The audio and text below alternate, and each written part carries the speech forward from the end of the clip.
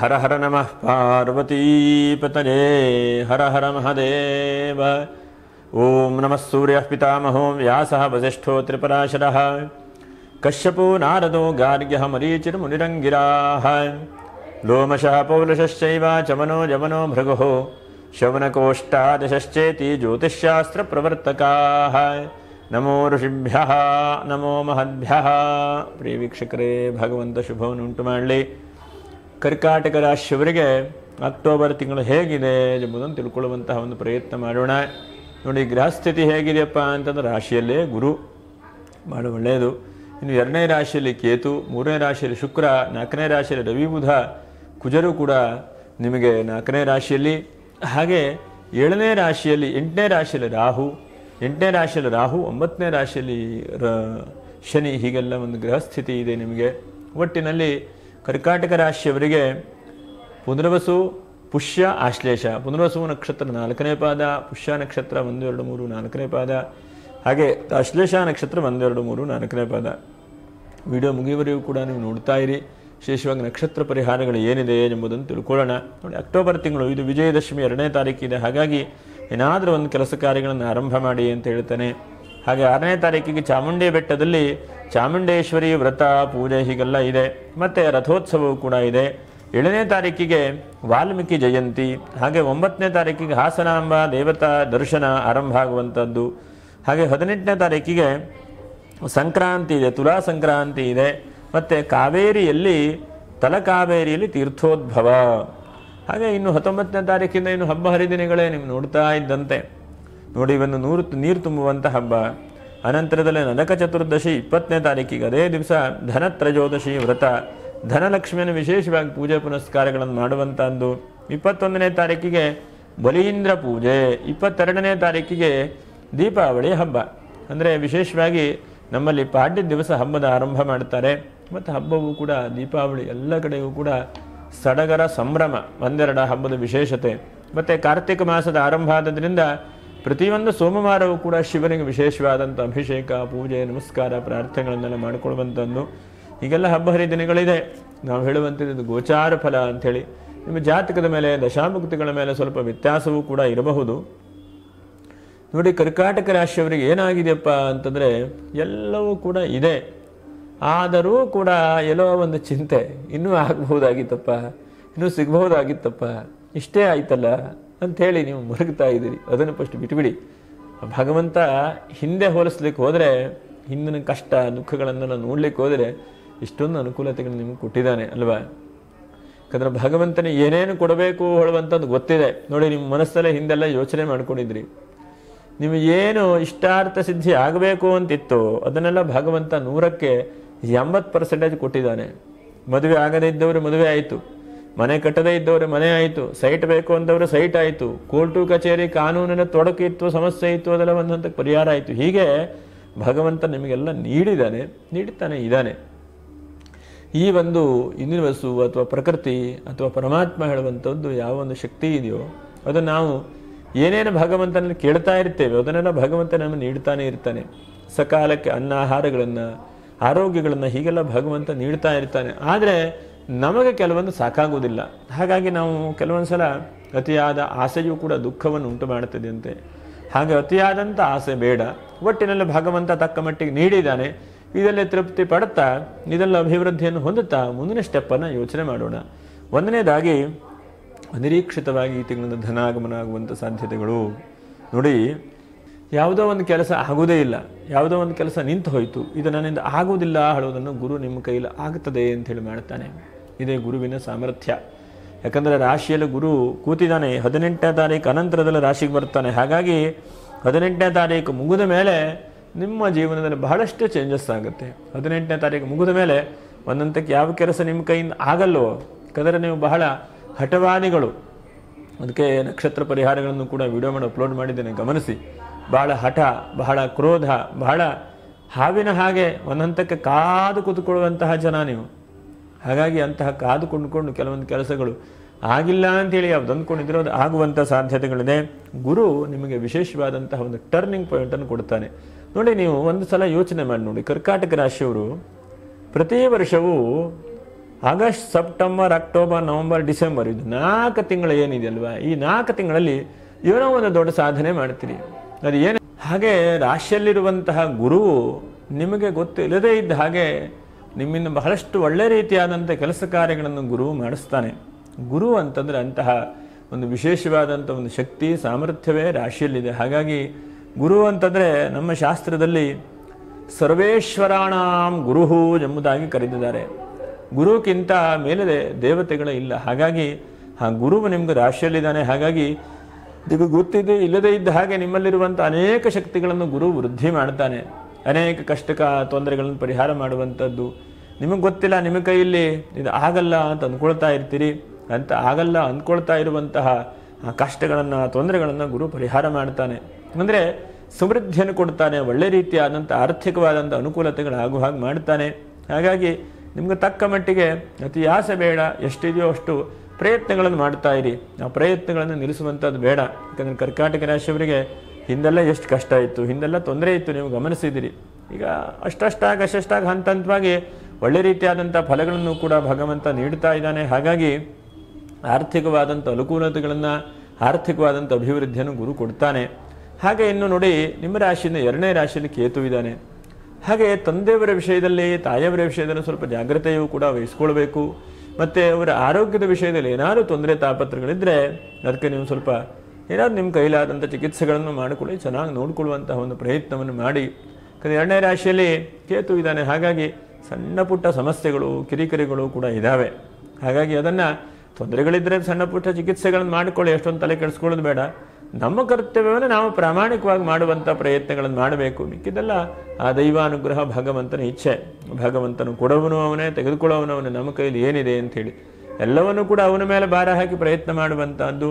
3ಯ ಸ್ಥಾನದಲ್ಲಿ ಶುಕ್ರ ನೋಡಿ, ಶುಕ್ರನು ಶನಿ ಮೇಲೆ ದೃಷ್ಟಿ. ಹಾಗಾಗಿ ಮನೆಗೇನೋ ನೂತನವಾದಂಥ ಅತಿಥಿ, ಒಂದೇನಾದರೂ ವಾಷಿಂಗ್ ಮಷಿನ್ ರಿಪೇರಿ ಮಾಡಿಕೊಂಡು ಅಥವಾ ಹೊಸ ತರುವಂಥದ್ದಾಗ್ಬೋದು ಮನೆಗೆ, ಅಥವಾ ಏನಾದರೂ ಒಂದು ಸಣ್ಣ ಪುಟ್ಟ ವೆಹಿಕಲ್ ಇದ್ದರೆ ಅದು ಖರೀದಿ ಮಾಡಬಹುದು.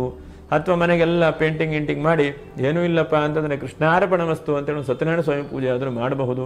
ಅಥವಾ ಏನೂ ಇಲ್ಲ ಅಂತಾದರೆ ಒಂದು ಮನೆಯಲ್ಲಿ ಒಂದು ಲಕ್ಷ್ಮೀ ಪೂಜೆ ಮಾಡೋಣ, ಅಥವಾ ಏನೋ ಒಂದು ಧಾರ್ಮಿಕವಾದಂಥ ಪೂಜೆ ಪುನಸ್ಕಾರಗಳನ್ನು ಮಾಡೋಣ ಮನೆಯಲ್ಲಿ ಅಂಥೇಳಿ ನಿಮ್ಮ ಮನಸ್ಸಿಗೆ ಅನಿಸ್ತದೆ. ಅದನ್ನು ಖಂಡಿತವಾಗೂ ಮಾಡಿಕೊಳ್ಳಿ.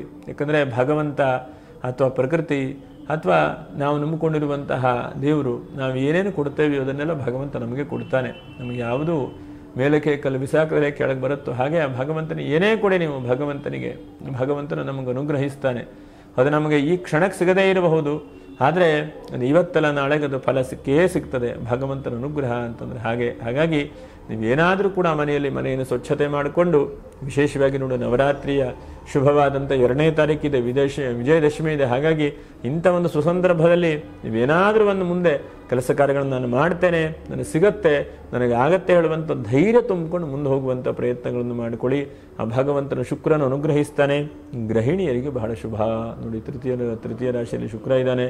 ಗೃಹಿಣಿಯರಿಗೆ, ಮನೆಯಲ್ಲಿ ಸಣ್ಣ ಪುಟ್ಟ ಬಿಸ್ನೆಸ್ ಮಾಡ್ತಾ ಇದ್ದಂಥವರಿಗೆ, ಕೃಷಿಕರಿಗೆ, ಅಡಿಕೆ ವ್ಯಾಪಾರ ವ್ಯವಹಾರ ಮಾಡ್ತಾ ಇದ್ದಂಥವರಿಗೆ, ಅಲ್ಪ ಸ್ವಲ್ಪ ಮಧ್ಯವರ್ತಿ ಕೆಲಸಗಳನ್ನು ಮಾಡ್ತಾ ಇದ್ದಂಥವರು ನೋಡಿ. ಕೃಷಿ ತೋಟದಲ್ಲಿ ಬರುವಂತಹ ಹೂವು, ಹಣ್ಣು, ಅನಂತರ ಅಡಿಕೆ, ತೆಂಗಿನಕಾಯಿ, ಬಾಳೆ ಎಲೆ, ಬಾಳೆಹಣ್ಣು, ಹೀಗೆ ನೂರಾರು ಆ ಒಂದು ನಾವು ತಿನ್ನುವಂಥ ಆಹಾರಗಳಿದೆ. ಅಂಥ ಆಹಾರಗಳನ್ನು ವ್ಯಾಪಾರ ವ್ಯವಹಾರ ಮಾಡ್ತಾ ಇದ್ದಂಥವರಿಗೆ, ಬೆಳೀತಾ ಇದ್ದಂಥವರಿಗೆ ಹೆಚ್ಚಿನದಾದಂಥ ಲಾಭಾಂಶಗಳಾಗುತ್ತೆ.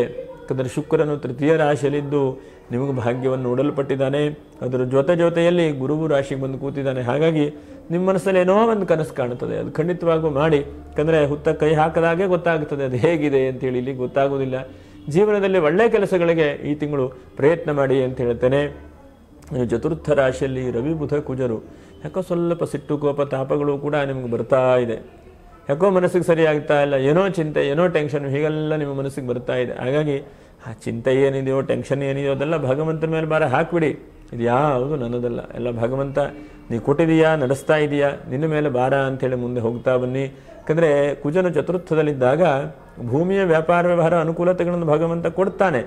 ಆದರೂ ಕೂಡ ಎಲ್ಲೋ ಒಂದು ಕಡೆಗೆ ಸಣ್ಣ ಪುಟ್ಟ ಕಿರಿಕಿರಿ ಆಗುವಂಥದ್ದು, ಕೊನೆಯ ಟೈಮ್ನ ನಿಮಗೆ ಟೆನ್ಷನ್ ಆಗುವಂಥದ್ದು, ಹೀಗೆಲ್ಲ ಆಗ್ತದೆ. ಹಾಗಾಗಿ ಭಗವಂತನ ಮೇಲೆ ಭಾರ ಹಾಕಿ, ಭಗವಂತ ನಿನ್ನ ನಂಬಿಕೊಂಡು ಪ್ರಯತ್ನ ಮಾಡ್ತಾ ಇದ್ದೇನೆ, ಎಲ್ಲವೂ ಕೂಡ ಒಗ್ಗೂಡಿಸುವಂಥ ಭಾರ ನಿಂದು ಅಂಥೇಳಿ ಪ್ರಯತ್ನ ಮಾಡಿ. ಈ ರಾಶಿಯವರು ರಿಯಲ್ ಎಸ್ಟೇಟ್ ವ್ಯಾಪಾರ ವ್ಯವಹಾರ ಮಾಡೋವರಿಗೂ ಕೂಡ ಈ ತಿಂಗಳಲ್ಲಿ ಬಹಳ ಒಳ್ಳೆಯದಿದೆ. ಯಾಕಂದರೆ ಕುಜನು ಚತುರ್ಥದಲ್ಲಿದ್ದಾನಲ್ಲ ರವಿ ಮೂಲಕವಾಗಿ. ಹಾಗಾಗಿ ರವಿಯು ಕೂಡ ಗೌರ್ಮೆಂಟ್ ಕಾರಕ. ಗೌರ್ಮೆಂಟಿಂದ ಹೆಚ್ಚಿನದಾದಂಥ ಅಭಿವೃದ್ಧಿ, ಅಥವಾ ರಾಜಕೀಯ ವ್ಯಕ್ತಿಗಳು ಯಾರಾದರೂ ಇದ್ದರೆ ನಿಮಗೇನೋ ಜೈ ನಿಮ್ಮ ಹೆಸರು ಬರುವಂಥದ್ದು ಅಥವಾ ಕೀರ್ತಿ ಬರುವಂಥದ್ದು ಅಥವಾ ಸನ್ಮಾನಗಳು ಸಿಗುವಂಥ ಚಾನ್ಸಸ್ ಇದೆ. ಮತ್ತು ಡಿಜಿಟಲ್ ಮಾರ್ಕೆಟಿಂಗ್ ಯಾರ್ಯಾರು ಮಾಡ್ತಾ ಇದ್ದೀರಿ ಈ ರಾಶಿಯವರು ಅಂಥವರಿಗೂ ಕೂಡ ಹೆಚ್ಚಿನದಾದಂಥ ಲಾಭಾಂಶಗಳು. ಮತ್ತೆಲ್ಲೋ ಒಂದು ಕಡೆಗೆ ನಿಮಗೆ ಹಣಕಾಸು ಖರ್ಚು ಅಂತ ಅನಿಸ್ತದೆ, ಆದರೆ ಅದೆಲ್ಲ ಒಳ್ಳೆಯದಕ್ಕೆ ಹೋಗ್ತದೆ, ಅದೆಲ್ಲ ಒಳ್ಳೆಯದಕ್ಕಾಗತ್ತೆ ಅಂತ ದೃಢವಾದಂಥ ಮನಸ್ಸನ್ನು ಇಟ್ಕೊಳ್ಬೇಕು. ಈಗ ನಿಮ್ಮ ಕರ್ಕರಾಶಿಯವರಿಗೆ ಸದಾಕಾಲ ಏನಾಗ್ತದೆ, ಒಂದೊಂದ್ಸಲ ಡಿಸ್ಟರ್ಬ್ ಆಗಿಬಿಟ್ರೆ ನಿಮ್ಮಷ್ಟು ಪುಕುಲತನ ಇರೋರು, ಹೆದರಿಕೆ ಇದ್ದವರು ಯಾರೂ ಇಲ್ಲ. ಹಾಗಾಗಿ ಧೈರ್ಯಂ ಸರ್ವತ್ರ ಸಾಧನಂ ಎಂಬುದಾಗಿ ಹೇಳ್ತಾರೆ. ಆ ಧೈರ್ಯವನ್ನು ಬಿಡಬಾರದು. ಯಾಕಂದ್ರೆ ನಿಮ್ಮಲ್ಲಿ ಎಷ್ಟು ಧೈರ್ಯ ಇದೆಯೋ ಅಷ್ಟೇ ಹೆದರಿಕೆಯೂ ಕೂಡ ನಿಮಗೆ ಬಂದುಬಿಡುತ್ತದೆ. ಹಾಗಾಗಿ ಧೈರ್ಯದಿಂದ ಮುನ್ನುಗ್ಗುತ್ತಾ ಇದ್ದೀರಿ, ಧೈರ್ಯದಿಂದ ಮುಂದೆ ಹೋಗ್ತಾ ಇದ್ದೀರಿ. ಆ ಮುಂದೆ ಹೋಗ್ತಾ ಇರುವಂತಹ ಮನಸ್ಸನ್ನು ಯಾವುದೇ ಕ್ಷಣಕ್ಕೂ ಕೂಡ ಚಿಂತೆ ಮಾಡಬಾರದು. ಚಿಂತೆ ಮಾಡಿದ್ರೆ ಹೋಗೋಯ್ತಲ್ಲೋ. ಹಾಗಾಗಿ ಆ ಧೈರ್ಯವನ್ನು ಜಾಸ್ತಿ ಮಾಡ್ಕೊಳ್ಳಿ. ಇನ್ನು ಬುಧನಿಂದ ಚಿಂತನೆ ಮಾಡಲಿಕ್ಕೆ ಹೋದರೆ ಬುಧನು ಸ್ವಲ್ಪ ಅನಾರೋಗ್ಯಗಳನ್ನು ಕೊಡ್ತಾನೆ. ಸಣ್ಣ ಪುಟ್ಟ ಕತ್ತಲ್ಲೇನೋ ಸಣ್ಣ ಪುಟ್ಟ ನೋವು ಬರುವಂಥದ್ದು, ಅಥವಾ ಜೀರ್ಣಕ್ರಿಯೆಲೇನೋ ಸಣ್ಣ ಪುಟ್ಟ ಸಮಸ್ಯೆ ಬರುವಂಥದ್ದು, ಜಾಸ್ತಿ ಯೋಚನೆ ಮಾಡೋ ಅಥವಾ ಏನೋ ಗೊತ್ತಿಲ್ಲ ತಲೆಯ ನೋವು ಬರುವಂಥದ್ದು, ತಲೆನೋವು ಬರುವಂಥದ್ದು, ಸ್ವಲ್ಪ ನಿದ್ರಾಹೀನತೆ ಆಗುವಂಥದ್ದು, ಹೀಗೆಲ್ಲ ಶುಕ್ರ ಕೊಡ್ತಾನೆ. ಹಾಗಾಗಿ ಎಷ್ಟಾಗುತ್ತೋ ಅಷ್ಟು ಆರೋಗ್ಯದ ಬಗ್ಗೆ ಸ್ವಲ್ಪ ಜಾಗ್ರತೆ ವಹಿಸ್ಕೊಳ್ಳಿ, ಇದು ಒಳ್ಳೆಯದಾದಂಥದ್ದು. ಮತ್ತು ನಿಮಗೆ ಒಂದಂತಕ್ಕೆ ಅಷ್ಟಮ ಶನಿಯೆಲ್ಲ ಮುಗಿದಿದೆ, ಆದರೂ ಕೂಡ ಕೆಲವೊಂದಷ್ಟು ಜನಕ್ಕೆ ಆ ಚಿಂತೆ, ಟೆನ್ಷನ್ನು, ವಾಹನದಲ್ಲಿ ಕಿರಿಕಿರಿ ಹೀಗೆಲ್ಲ ಇದೆ. ಹಾಗಾಗಿ ಎಷ್ಟು ಸಾಧ್ಯ ಆಗುತ್ತೋ ಅಷ್ಟು ನೀವು ವಾಹನದ ಕಿರಿಕಿರಿ ಇದ್ದರೂ ಸ್ವಲ್ಪ ನೋಡಿಕೊಂಡು ಕೆಲಸ ಕಾರ್ಯಗಳನ್ನು ಮಾಡಿಕೊಳ್ಳಿ. ಮತ್ತು ತುಂಬ ರೀತಿಯಾಗಿ ಸಾಲಗಳನ್ನು ನೋಡಿ, ಚತುರ್ಥದಲ್ಲಿ ಕುಜ ಇದ್ದಾನೆ, ಸಾಲಗಳು ಮಾಡಿಕೊಳ್ಳಿ. ನಿಮ್ಮ ಕೈಲಿ ತೀರಿಸ್ಲಿಕ್ಕೆ ಆಗಬಹುದು. ಹಾಸಿಗೆ ಇದ್ದಷ್ಟೇ ಕಾಲು ಚಾಚು, ಎಷ್ಟು ನಮ್ಮ ಶಕ್ತಿ ಇದೆಯೋ ಅಷ್ಟೇ ಯೋಚನೆ ಮಾಡಿಕೊಳ್ಳಿ. ನಾಳೆಗೆ ಆಗತ್ತೆ ಹೇಳುವಂತಹ ಭಾರ ಇದ್ದರೂ ಕೂಡ, ಧೈರ್ಯ ಇದ್ದರೂ ಕೂಡ ಸ್ವಲ್ಪ ನಮ್ಮ ಕೈಯಲ್ಲಿ ಎಷ್ಟಿದೆ, ಭಗವಂತ ಎಷ್ಟು ಕೊಟ್ಟಿದ್ದಾನೆ, ಎಷ್ಟು ಮಾಡಲಿಕ್ಕಾಗ್ಬೋದು ಅಷ್ಟೇ ನೋಡ್ಕೊಂಡು ಪ್ರಯತ್ನವನ್ನು ಮಾಡಿ. ವಿವಾಹಾದಿ ಮಂಗಲ ಕಾರ್ಯಗಳು ನಡೆಯುವಂತಹ ಪ್ರಯತ್ನಗಳು ನೋಡಿ. ಎಷ್ಟೋ ಜನಕ್ಕೆ ಅಶ್ಲೇಷ ನಕ್ಷತ್ರ ಇರಬಹುದು, ಪುಷ್ಯ ನಕ್ಷತ್ರ ಇರಬಹುದು, ಬಹಳ ಕಷ್ಟಪಡ್ತಾ ಇರ್ತೀರಿ. ಮದುವೆಯೇ ಆಗಲಿಲ್ಲ ಅಂಥೇಳಿ. ಮದುವೆ ಆಗಲಿಲ್ಲ ಅಂತಾದರೆ ಮದುವೆ ಆಗೋದಿಲ್ಲ. ಪ್ರಯತ್ನಗಳನ್ನು ಮಾಡ್ತಾ ಹೋಗಬೇಕು. ಆ ಪ್ರಯತ್ನವನ್ನು ಮಾಡಿದ್ರೆ ಆಗುತ್ತೆ. ಯಾವ ನಿಟ್ಟಿನಲ್ಲಿ ಪ್ರಯತ್ನ ಮಾಡಿದ್ರೆ ಆಗುತ್ತೋ ಆ ನಿಟ್ಟಿನಲ್ಲಿ ಪ್ರಯತ್ನ ಮಾಡಿಕೊಳ್ಳೋ ಅನುಕೂಲತೆಗಳಾಗುತ್ತೆ. ಮತ್ತು ಕೃಷಿ ಭೂಮಿಗಳಲ್ಲಿ ಹೆಚ್ಚಿನದಾದಂಥ ಲಾಭಾಂಶಗಳು ಈ ತಿಂಗಳಲ್ಲಿ.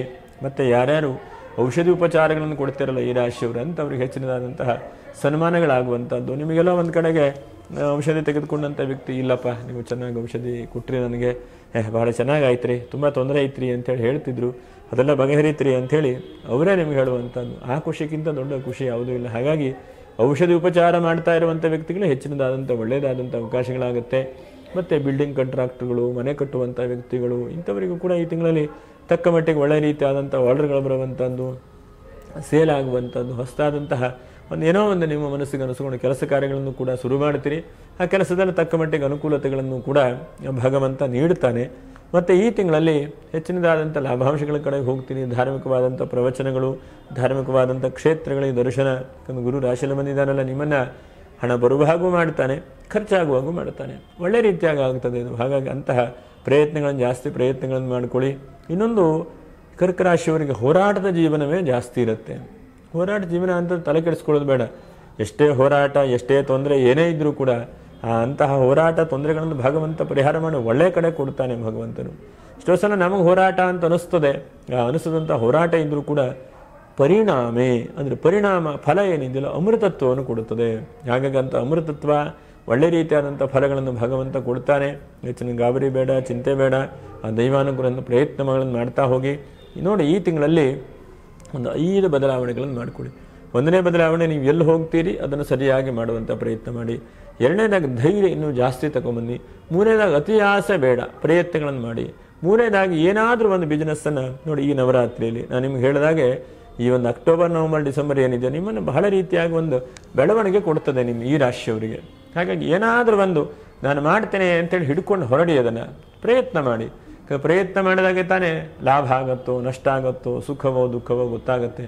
ಅದಿಲ್ಲ ಅಂತಾದರೆ ಯಾವುದು ನಮಗೆ ಗೊತ್ತಾಗುವುದಿಲ್ಲ ಅಲ್ವಾ? ಹಾಗಾಗಿ ಫಸ್ಟ್ ನೀವು ಪ್ರಯತ್ನವನ್ನು ಮಾಡಿ. ಆ ಪ್ರಯತ್ನದಲ್ಲಿ ಸಫಲವಾಗುವಂತಹ ಅವಕಾಶಗಳನ್ನು ಭಗವಂತ ನೀಡ್ತಾನೆ. ಇನ್ನಿದಿಷ್ಟು ಈ ಒಂದು ವಿಶೇಷವಾದಂಥ ತಿಂಗಳ ಫಲ. ನಕ್ಷತ್ರ ಪರಿಹಾರಗಳು ಏನು? ಪುನರ್ವಸು ನಕ್ಷತ್ರ 4ನೇ ಪಾದ. ನೀವು 7ನೇ ತಾರೀಕಿಗೆ ಹುಣ್ಣಿಮೆ ಇದೆ. ಆ ದಿವಸ ವಿಷ್ಣು ಸಹಸ್ರನಾಮ ಹೇಳಿ. ಸಾಧ್ಯವಾದರೆ ಸತ್ಯನಾರಾಯಣ ಸ್ವಾಮಿ ಪೂಜೆ ಪುನಸ್ಕಾರಗಳನ್ನು ಮಾಡಿಕೊಡಿ. ಇನ್ನು ಪುಷ್ಯ ನಕ್ಷತ್ರ ಮತ್ತು ಆಶ್ಲೇಷ ನಕ್ಷತ್ರ ಎರಡೂ ನಕ್ಷತ್ರದವರು ಕೂಡ ನೋಡಿ 20ನೇ ತಾರೀಕಿಗೆ ಧನತ್ರಯೋದಶಿ ಇದೆ. ಈ ದಿವಸ ಆ ಮಹಾಲಕ್ಷ್ಮಿಯ ಪೂಜೆ ಪುನಸ್ಕಾರಗಳನ್ನು ಮಾಡಿಕೊಳ್ಳಿ. ಆ ಧನಲಕ್ಷ್ಮಿ ಅನುಗ್ರಹವನ್ನು ಮಾಡಲಿ. ಯಾಕಂದರೆ ನಿಮಗೆ ಹೆಚ್ಚಿನದಾದಂತಹ ಸಾಲ, ತೊಂದರೆ, ತಾಪತ್ರಗಳಿದೆ, ಅದೆಲ್ಲ ಪರಿಹಾರ ಆಗಬೇಕು ಅಂತಂದರೆ ಮಹಾಲಕ್ಷ್ಮಿ ಅನುಗ್ರಹವಾಗಬೇಕು. ಹಾಗಾಗಿ ಅಂತಹ ಮಹಾಲಕ್ಷ್ಮಿಯನ್ನು ಸ್ಮರಣೆ ಮಾಡಿ, ಮಹಾಲಕ್ಷ್ಮಿಯನ್ನು ಭಕ್ತಿಯಿಂದ ಬೇಡಿಕೊಳ್ಳಿ. ಯಥಾ ವೈಕುಂಠ ನಗರೇ ಯಥಾ ವೈ ಕ್ಷೀರಸಾಗರೇ ತಥಾ ಮದ್ಭವನೇ ತಿಷ್ಠ ಸ್ಥಿರಂ ಶ್ರೀ ವಿಷ್ಣುನಾ ಸಹ. ಮಹಾಲಕ್ಷ್ಮಿಯೇ, ಭಗವತಿಯೇ, ನನಗೆ ನೀವು ಅನುಗ್ರಹಿಸು ಅಂತೇಳಿ ಭಕ್ತಿಯಿಂದ ಪ್ರಾರ್ಥನೆ ಮಾಡಿಕೊಂಡು ಶ್ರೀ ಸೂಕ್ತ ಮಂತ್ರಗಳು, ಲಕ್ಷ್ಮೀನಾರಾಯಣ ಹೃದಯ ಸ್ತೋತ್ರಗಳು ಎಲ್ಲ ಇದೆ, ಅದನ್ನೆಲ್ಲ ನೀವು ಶ್ರವಣ ಮಾಡಿ. ಆ ಲಕ್ಷ್ಮೀನಾರಾಯಣ ಹೃದಯ ಸ್ತೋತ್ರದಿಂದ ಭಾಳ ಶುಭವಾಗಲಿ. ಮತ್ತು ನಮ್ಮದೇ ಇನ್ನೊಂದು ದೇವತಾ ದರ್ಶನ ಹೇಳುವಂಥ ಯೂಟ್ಯೂಬ್ ಚಾನಲ್ ಇದೆ. ಅದೇ ದೇವಿ ಕವಚ ಸ್ತೋತ್ರ, ಅರ್ಗಲಾ ಸ್ತೋತ್ರ, ಚಂಡಿಕಾ ಪಾರಾಯಣ ಹೀಗೆಲ್ಲ ವಿಡಿಯೋ ಮಾಡಿ ಅಪ್ಲೋಡ್ ಮಾಡಿದ್ದೇನೆ. ಸಮಯ ಇದ್ದಾಗ ಅಂತಹ ಒಂದು ಒಳ್ಳೆಯ ರೀತಿಯಾದಂಥ ಅವಕಾಶಗಳನ್ನು ಉಪಯೋಗಿಸ್ಕೊಳ್ಳಿ. ಅದರಲ್ಲಿ ಇನ್ನೊಂದು ದೇವತಾ ದರ್ಶನದಲ್ಲಿ ಅನೇಕ ವಿಡಿಯೋ ಮಾಡಿ ಅಪ್ಲೋಡ್ ಮಾಡ್ತಾ ಇದ್ದೇನೆ. ತಮ್ಮೆಲ್ಲರ ಸಹಾಯ ಸಹಕಾರದಿಂದ ಎಲ್ಲವೂ ಕೂಡ ನಡೀತಾ ಇದೆ. ಹಾಗಾಗಿ ಯಾರು ಸಬ್ಸ್ಕ್ರೈಬ್ ಮಾಡಿಲ್ಲ ಅಂತವರು ಸಬ್ಸ್ಕ್ರೈಬ್ ಮಾಡಿ, ಒಂದು ಲೈಕನ್ನು ಮಾಡಿ. ಹಾಗೆ ಮುಂದಿನ ವಿಡಿಯೋದಲ್ಲಿ ಮತ್ತೆ ಭೇಟಿ ಮಾಡೋಣ. ನಮಸ್ಕಾರ. ಲೋಕಾ ಸಮಸ್ತ ಸುಖಿನೋ ಭವಂತು. ನೋಡಿ, ಗುರುವಿನ ಅನುಗ್ರಹ ಆಗಿದೆ. 18ನೇ ತಾರೀಕಿನ ಮೇಲೆ ಗುರು ರಾಶಿಗೆ ಬರ್ತಾ ಇದ್ದಾನೆ. ಹಾಗಾಗಿ ಆ ಗುರು ಭಗವಂತನು ನಮ್ಮೆಲ್ಲರೂ ಕೂಡ ಅನುಗ್ರಹಿಸಲಿ ಅಂತ ಹೇಳ್ತಾ ಭಗವಾನ ಸದ್ಗುರು ಶ್ರೀಧರ ಸ್ವಾಮಿಗಳನ್ನು ಪ್ರಾರ್ಥನೆ ಮಾಡ್ಕೊಂಬೋಣ. ನಮಃ ಶಾಂತಾಯ ದಿವ್ಯಾಯ ಸತ್ಯಧರ್ಮಸ್ವರೂಪಿಣೆ ಸ್ವಾನಂದಾಮೃತದೃಪ್ತಾಯ ಶ್ರೀಧರಾಯ ನಮೋ ನಮಃ. ಭಗವಾನ್ ಸದ್ಗುರು ಶ್ರೀ ಶ್ರೀಧರ ಸ್ವಾಮಿ ಮಹಾರಾಜ ಕೀ ಜೈ. ಅವಧೂತ ಚಿಂತನ ಶ್ರೀ ಗುರುದೇವ ದತ್ತ.